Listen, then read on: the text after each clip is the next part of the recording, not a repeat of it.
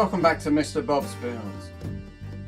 In this episode, the faun gets painted from head to toe, well, to the extent that a bust has toes, that is, and I share my thoughts on paintbrushes for figure painters. I had intended to include a section on palettes for figure painters, but the video just got longer and longer, so I've decided to separate the two bits out and publish separate videos. The episode about palettes will appear on YouTube in a short while. I'll start with the figure and then move on to the brushes. If you've been following this build, you'll remember that the last time we left her, the bust had her flesh coats done. The flesh areas were first masked off with masking fluid, and the figure then was given 3 coats of the oxide red you saw in the last episode, and 3 coats of course were the base coat, the shadow coat, and the highlight coat, all applied by airbrush. And I have to say that I'm very pleased with the colour. Quite a bit still to be done with the brush, of course, but it's a good start. Then it was time to turn to the 2 arm pads. In my planning, I saw these as being 2 sorts of green leather.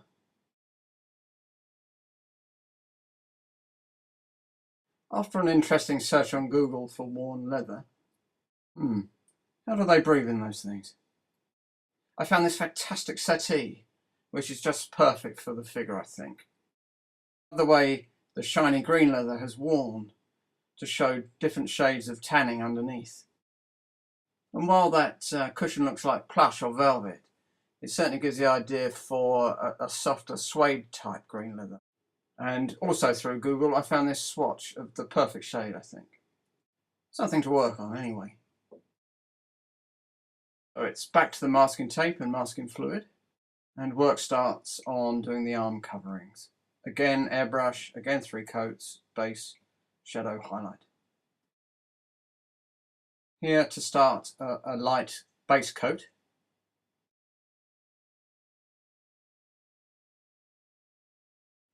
And here following both shadow tone and highlight coat.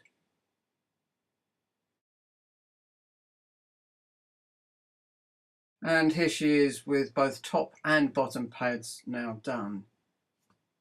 You can see an area of primer on the lower pad where the airbrushing missed. I must have had a bit of masking fluid on that too.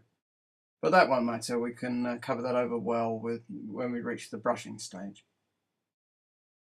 And finally, base coats were applied to the horns and to the hair. The hair was first coated with a deep black brown, and then burnt sienna, which is a reddish colour, applied very lightly on the top. It's all a bit stark at the moment, but the next stages will make that more interesting. Even though it looks a bit raw, I'm really happy with progress so far. And she's certainly ready for the brush.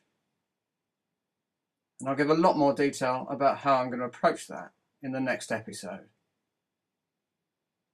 But now she's ready for the brush, and I'm actually now going to talk about my brushes. The following are my opinions. Take them or disregard them at will. First up, a confession. Not all brushes are created equal. And when it comes to figure painting, I'm an unashamed elitist. There are some excellent synthetic hair brushes on the market, and I'm sure they're very good value. But in terms of the ability to hold a fine point and hold a good body of paint, I don't think you can beat a sable hair brush. And the best of the sable hair brushes are those made with Kolinsky sable.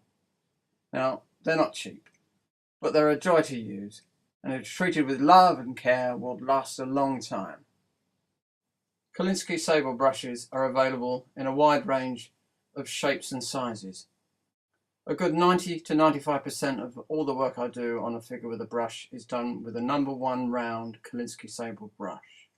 I have a very small 00 sable brush, but that gets very little use, as I find that the point on a number 1 brush is sufficient for all but the very minutest detail. The first 5 brushes on the photo in front of you are number 1 round brushes. The 2 on the right are number 2s. A size which recently I've been using more and more. The first two brushes are both Winsor & Newton Series 7 #1 brushes. The first brush is coming up for 3 to 4 years old and it's losing its point, but it's still an excellent blending brush. The second brush is brand new, yet to be dipped in paint in anger. The #1 Series 7 is the daddy. It's the brush that puts pull balls in socks and lays waste to the other brushes in your box. Number 3 in line is a Raphael #1. This is a lovely brush. It's got a nice wide body on it too. It's a tiny bit cheaper than the Series 7. In line is one branded by Jackson's Art at the online shop I use. This is an excellent value brush.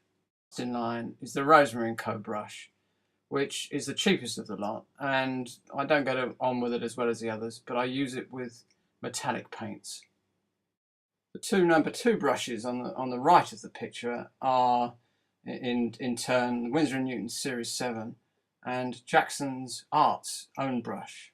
While of course I like the Winsor & Newton brush, the Jackson Art brush is excellent value. I'll put a list of prices in the notes. I'll talk a bit more about these brushes and how to look after them in the next session. While the round sable brushes will fulfill most of your needs for painting a figure, other brushes also come in handy. The first brush you see there is called a filbert. The filbert brush has a fine rounded end and then broadens out in the body. These brushes, which come in various sizes, are particularly useful for blending. In my own collection I have brushes of size 0, size 2 and size 4. I'll talk a bit more about blending techniques in a future video. The other brush you see is a number 6 round synthetic hairbrush.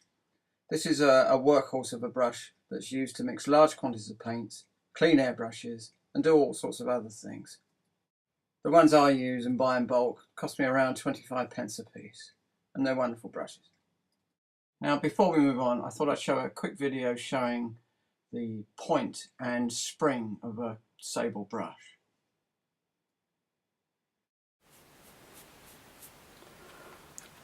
Right, I'm going to put a lot of paint on the brush and scrub it around, which you really shouldn't do with your brush.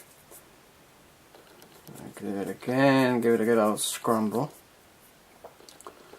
You can see the brush is looking a bit ragged, but I'm just going to stick that in the water, give it a shake, and it's going to drip onto the paper. But you can see there it's absorbed the water. I want to give it a flick.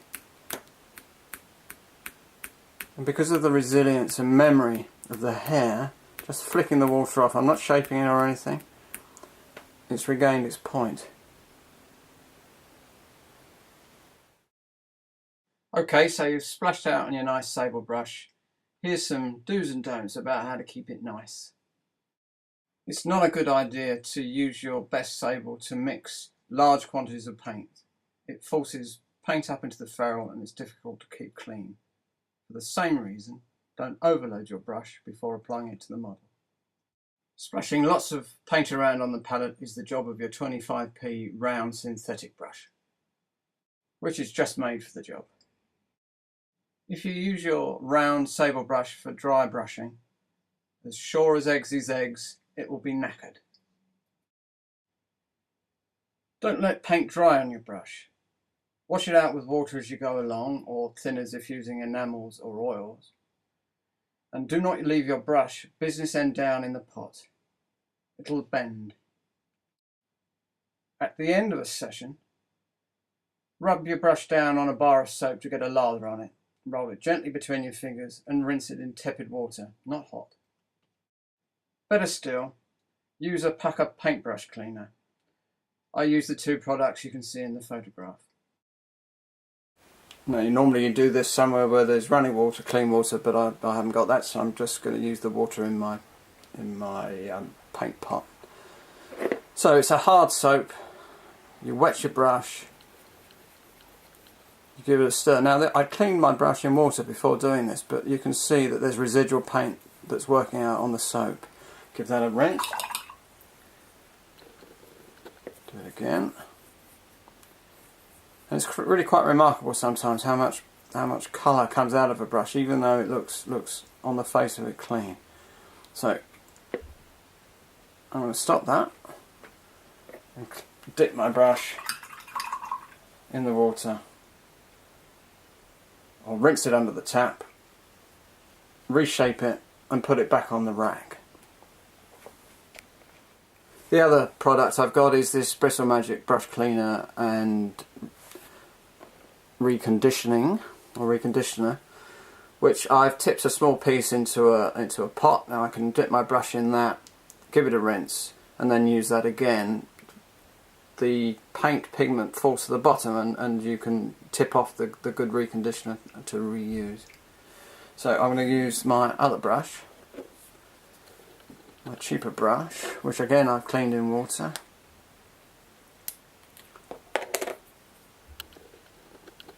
I'm going to dip it into the reconditioner, which is the consistency of shampoo. Put that to one side and then work it on a cloth. Rinse in water.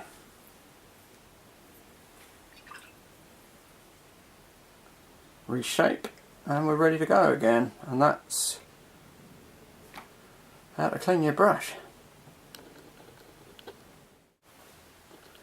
Here is a new number 2 Kolinsky Sable brush which I bought from Jackson's. It's Jackson's own brand, which works out about roughly just over a third of the cost of Winsor & Newton. They're not quite as good as Winsor & Newton, but they're pretty good and they're excellent value.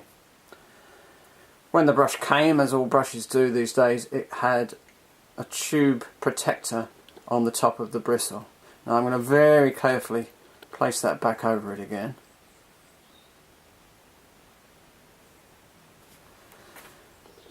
And many people store their brushes with the protectors on. I don't. As soon as I start using a brush, that gets taken off and is never put on again. And the reason for that is it's just too easy. I've done it myself 2 or 3 times to put that on and to catch 1 or 2 stray bristles. Thankfully there's none there now. And as you push it down, they get bent down and they stay in that position and they're not recoverable. And as soon as the 1 or 2 bristles starts to be lost from your brush, it means your point isn't going to be the same as it was. So I store my brushes in a paint stand, standing up like that, and they don't get any additional damage from there. In theory, it's best to store brushes, can you see that on there, hanging down, because then any moisture in this end can drain out, but that's just impractical. My paint stand holds it pretty much like that. It's at the side of the bench where it gets no additional traffic or damage, and that's the way I like it. Most people still use the protectors on their brushes, but I'm just too clumsy, so I don't.